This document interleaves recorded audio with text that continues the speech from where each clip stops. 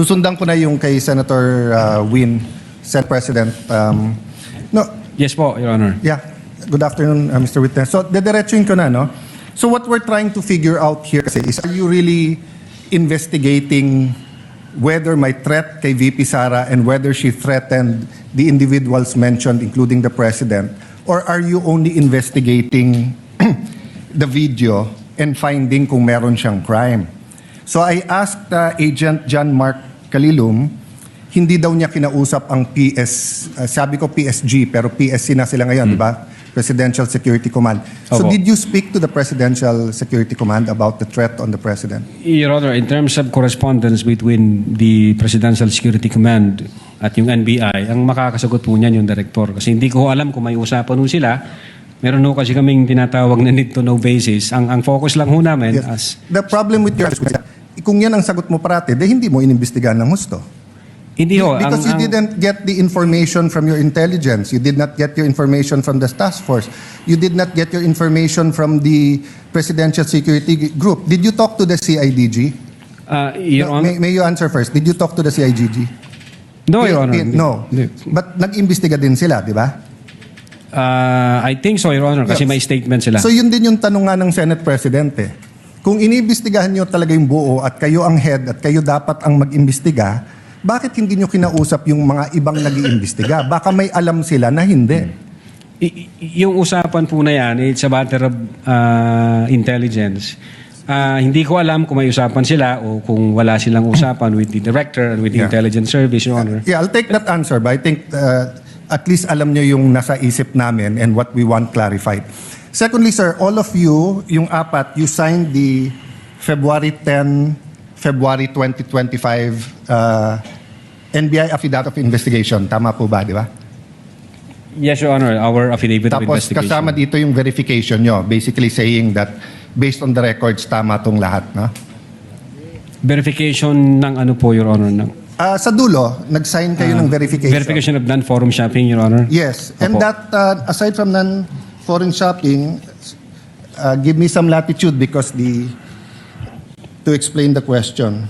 We read and understood its contents and the allegations therein are true based on authentic records. Yes, Your Honor. Yeah. So may mali ba dito? Factually, wala. Na-review mo naman to, no? May konting typo dyan, which is Hindi normal typo, naman. Your Honor. factual. Insofar as I'm concerned, Sino lahat po ba yun. nag-prepare? Ang team po namin with the... Tapos pinapirma sa inyo?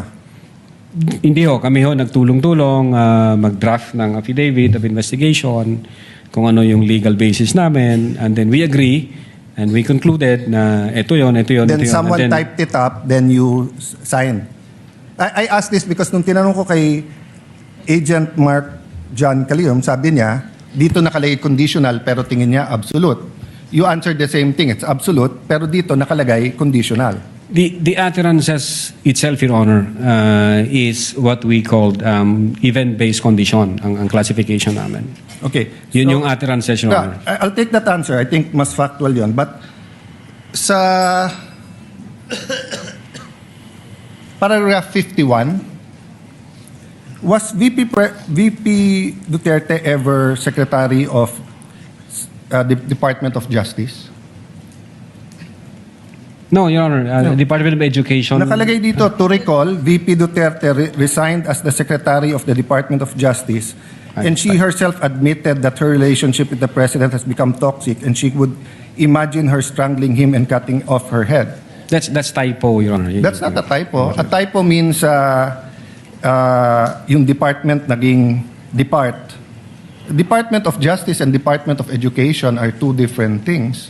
Ang alam namin, sorry po. Yes, sir. Go ahead, sir. Yeah, Department of Education, ang alam Yeah. namin. So, kasi I just filed my counter affidavit sa ombudsman about yung obstruction of justice. Ilang beses ko kailangan basahin kasi nga, pag may mali, pinirmahan nyo na sinasabi nyo, no? But anyway, going back to the condition, you mentioned the case of SPO2 Hamata. Yes, sir. But isn't it true that the lis mota of that case was really res judicata and double jeopardy? Meaning, hindi tinake up ng Supreme Court whether or not a condition. Yes, sir. Di ba? Opo. Oh, so that wasn't on point. Kasi I was going to ask, is there a difference if the condition is legal or illegal? Diba? So halimbawa, pag sinabi ko sa yung, pag natanggal akong Senate President, patatanggal din kita. Okay. Unang-una, legal naman akong tanggalin na Senate President. We always vote. There's nothing there. But if illegal, o pag pinapatay mo ko, papapatayin din kita. Is there a difference if the condition of why I will act or why I'm threatening you is an illegal act? Well, under the law, Your Honor, it says there that even the condition is unlawful. So, regardless of the nature of the condition, Yes. sir. No, I want to get lang into your mind when you sign this because nga medyo novel yung case to for me. Even as a lawyer, I have to do more research and see anong ibig sabihin nito grave threats dito because you keep mentioning we keep mentioning here that this is the second highest official in the land and therefore pag trinete niya ang Pangulo. But who was the Vice President claiming na pwedeng magpapatay sa kanya? Again, Your Honor, yun po yung reason ba't nag-issue kami ng subpoena. No, Gusto po namin... sa reading nyo nung statement niya, sino tinutukoy ng Pangulo na mukhang mag-ooperate sa kanya ng Operation Romanov? Sinong pinagbibintangan niya? Well, una, kung ang pag-uusapan Romanov, Your Honor, ang alam namin na unang nagbigkas ng Romanov ay si Mayor Baste yata noong January 2024. Other Yes. than... That's irrelevant. Ang question ko, in the mind of the Vice President, sinong pinagbibintangan niya na pwedeng magpapatay sa kanya? You said you investigated eh. So mahaba na testimony niyo ni Agent John Mark. So of course, kasama sa investigation niyo, sino sa mind ni Vice President magpapapatay sa kanya? Well, again, Your Honor, since wala kaming makuhang valid information, No, hindi ba klaro sa video na ang pinagbibintangan niya is the First Lady, the President, and the Speaker of the House?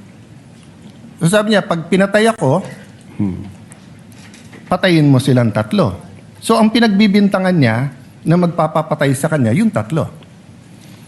I cannot answer to that, Your Honor. Senator Judge Allen, Yes. kindly wind up. But you have to be able to answer that because you're the one who investigated. And that is crucial. Why? Because part of your self-defense, so for example, if I know na sa senator judge, pag hindi ako bumoto one way or the other, papapatayin ako ng whatever, chief PNP or papapatay ako ng whoever. So pag sinabi kong, pag ako pinatay, si ganito nagpapatay sa akin. And then, ang difference, I don't usually give a threat na patayin mo rin. So could it be that actually that was the defense of the Vice President para hindi siya patayin?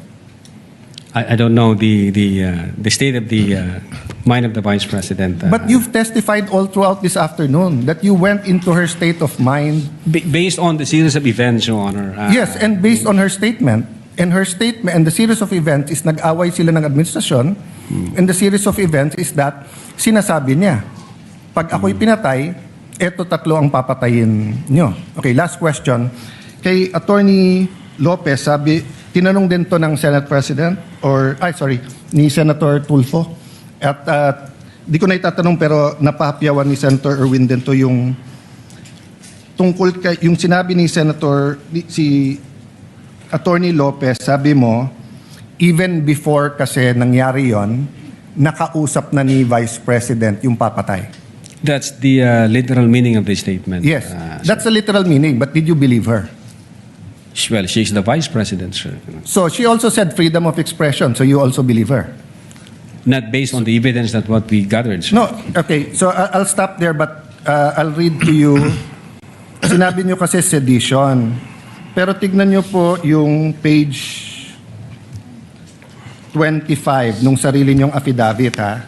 Si Princess Maui, ang sinabi niya, ano po ba ang pwede niyong maging remedy para matapos na ito, lalo't nagsisigaw na po ang taong bayan na mag-people power na? So actually, I would consider ang nag-uudyok si Princess Maui. Of course, we can discuss people power, pero tignan niyo po ang sagot niya after yung sa pagpatay. Ang laban ay wala dyan sa EDSA, ma'am. Wala dyan sa mga highway. Ang laban, ma'am, nandun sa loob ng palasyo. Yan ang problema. We appreciate yung expression nyo ng disgust, ang pagkamuhi, ang hopelessness, kasi it reflects kung ano nararamdaman ng maraming milyon-milyon. Alam ko yan, ma'am. Kahit saan ako pumunta, ang sasabihin, binoto namin dahil sinabi mo, iboto namin. So if I look at that statement, parang baliktad. Parang sinasabi niyang huwag kayo mag-people power. Hindi, actually, kung babasahin po natin yung buo, may sinabi siya doon na natutuwa siya sa ginagawa nila. Sa ginagawa nila na active nagrarally. Pero sa people power, ito yung exact. But I won't argue with you. I'm just trying to get into your frame of mind. Yes, Your when do you believe her and when do you not believe her, and what did you actually investigate? We based everything on the evidence that we've gathered. Thank you, sir. Presiding Officer. Thank you, Mr. Witness. Opo. Thank you, Senator Judge Alan Cayetano. Senator Judge Marcos, thereafter, Senator Judge Aquino. Senator Marcos, you may proceed, ma'am, when you're ready. Thank you very much, Presiding Officer. And Attorney Lontok, Yes, ma'am. mapupay nga pag-abot din Mapaya kulog, ma'am. aton Senado. Opo, ma'am.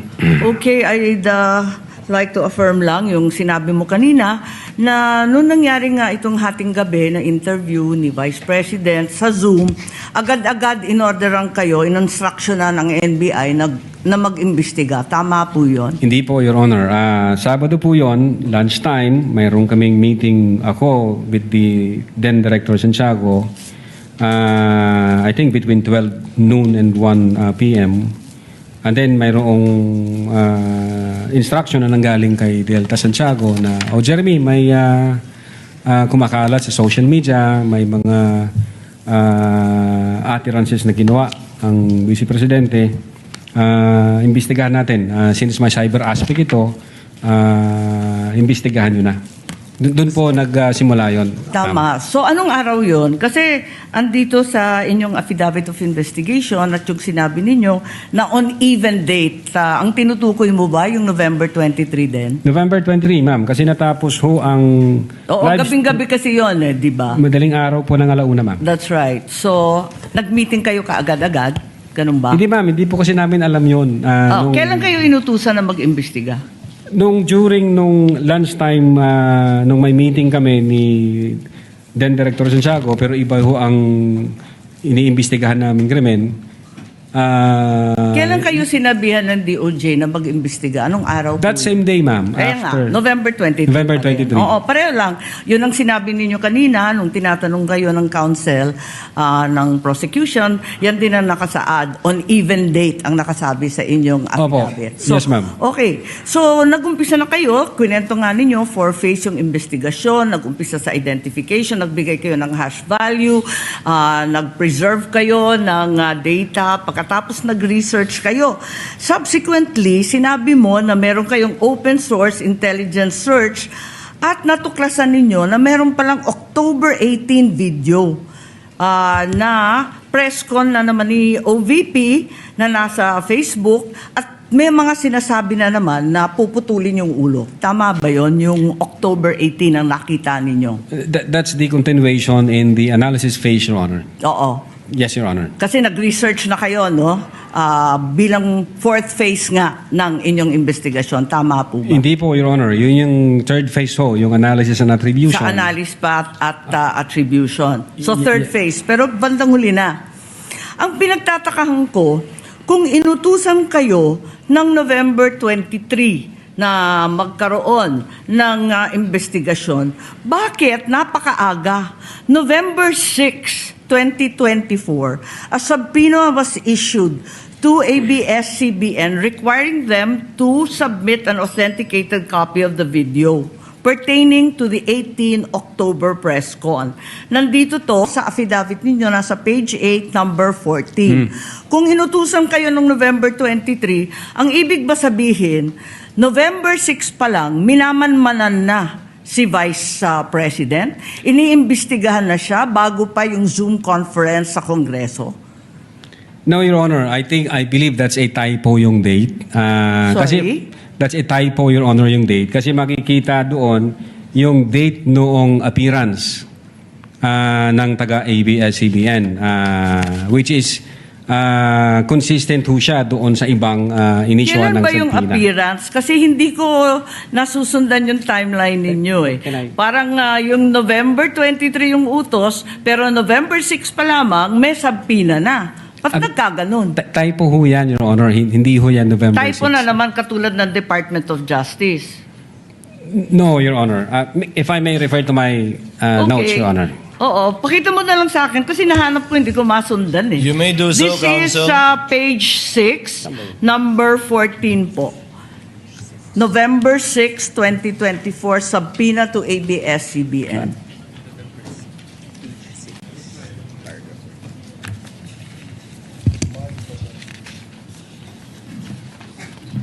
Hindi yung subpoena mismo. The subpoena itself. The subpoena itself. Wala naman yatang date na binibigay tungkol sa appearance ni Patria Morales at yung iba pang Meron po, taga-ABS. Your Honor, if I Pakituro lang have kasi the, hinahanap record po of the namin. Subpoena. Yung subpoena mismo.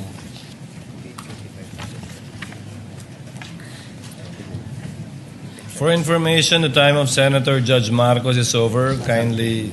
Yes, but he's still responding Of to course, the we same will wait for question the if you will response allow. first. Siya po yung matagal, hindi tayo. We're only counting your the questions that you asked, not the answer. Neither are we counting the waiting time for the witness to answer. I-check ko lang po, Your Honor, para Kasi yung mga sumunod na meeting, doon sa page 13, sa number 30, at sa mga sumunod, yung mga tinutukoy doon, yung mga media na nandun sa Zoom conference. Hindi naman siya yung ABS na humawak ng camera noong October 18. Iba naman yung mga tinutukoy doon eh. Attorney Lutok, Opo. the question of the Honorable Marcos is on page 6, paragraph 14. You said you sent us a subpoena on November 6, 2024. Unfortunately, because the annexes are not part of the document marked, it's not here. So the question is quite clear. If it's a mistake, then what is the correct date of the subpoena? If I can see the real subpoena, Your Honor. Kindly talk to the mic, please. Yeah. If I can see the real subpoena, Your Honor, because the subpoena was signed by our Assistant Director for Investigation Service. As I said, unfortunately, it was not attached to your affidavit, and I doubt if it's one of those marked or pre-marked Wala.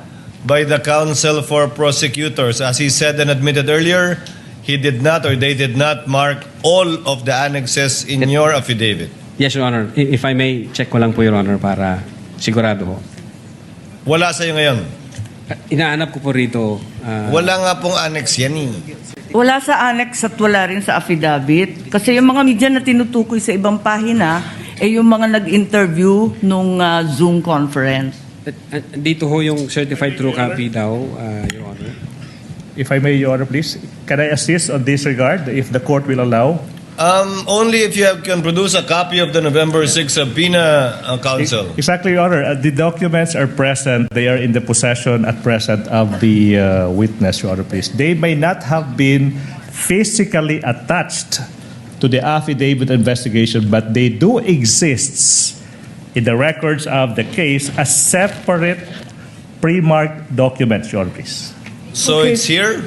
Presiding officer, then is counsel saying that therefore the affidavit is defective or wrongful and With that all- November 6 is not the right date? What then is the right date to With the all due subpoena respect, to Your Honor, ABS? please, with all due respect, we object to the use of the term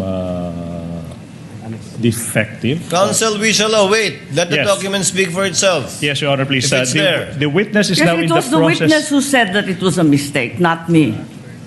No, it doesn't make the entire affidavit of investigation defective. No, I merely said the date was wrong. right. Because that's what he said. Yes, Your Honor.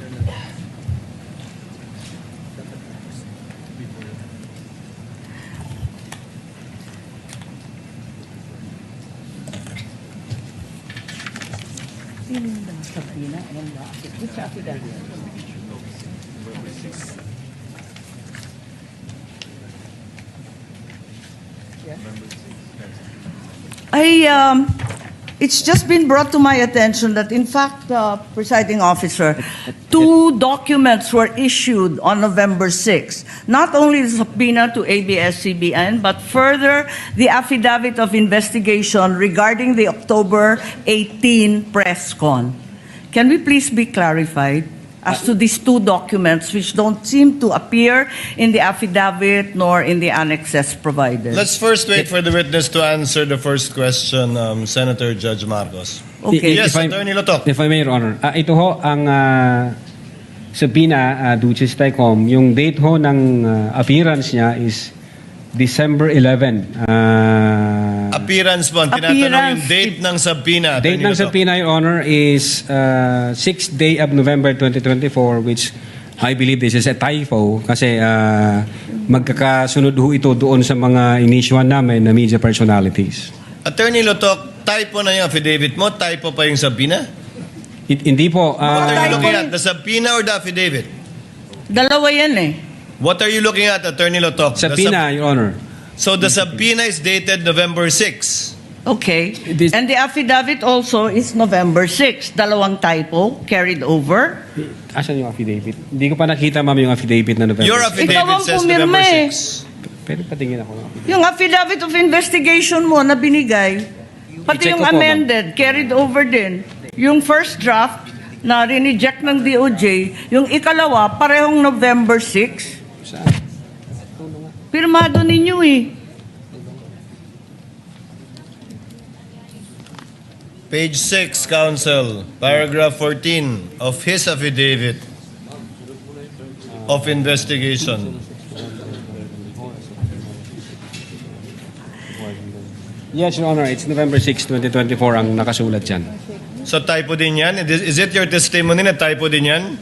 I believe so, Your Honor. Kasi ang intention namin dyan is 11 December 2024. Anyway, Senator Judge Marcos, the document will let the document speak for itself. That would be the best evidence of it, if at all, of the dates Thank you. of either the subpoena and or the affidavit. Yes, presiding officer, just to provide our witness a chance to correct himself or the documents, sa palagay mo, ano yung tamang date kung mali yung November 6? Same ho, Your Honor, doon sa mga subpoena na inisyu namin sa media personalities. Dapat magkakapareho. Yes, magkakasunod po yun. Okay, sige. Maraming salamat. Thank you very much, presiding officer. Damo nga salamat. Salamat po, ma'am. Thank you, Senator Judge Marcos. Senator Bamakino, and then we proceed to cross. Your Honor, can we just Yes, point out Attorney one Binlon. thing? Your Honor, regarding that matter, Your Honor, may we just manifest, Your Honor, for the record, that not only in paragraph 14, page 6, does the November 6, 2024 date appear, it also appears on the footnote. Footnote 12, November 6, 2024. So, I don't think, we just want to read for the record, footnote 12, subpoena to Francis Toral, head, ABS-CBN News, dated 06 November 2024. In addition to that, if you look at the subpoena, and paragraph 14 also is on 06 November 2024, a subpoena was issued to ABS-CBN News. Now, it is actually, it states that a copy of the video pertaining to the 18 October 24 press conference. And when you look at the subpoena itself, can you just ask for time?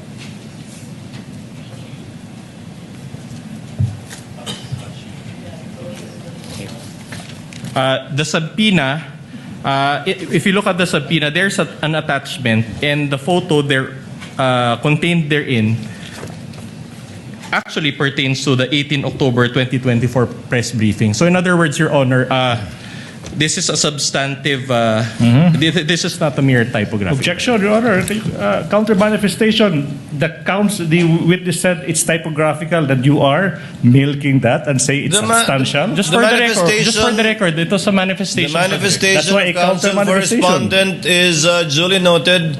Insofar as the counter manifestation of the counsel for prosecution, the witness already answered. That is a typographical Thank you so much. error from his point of view.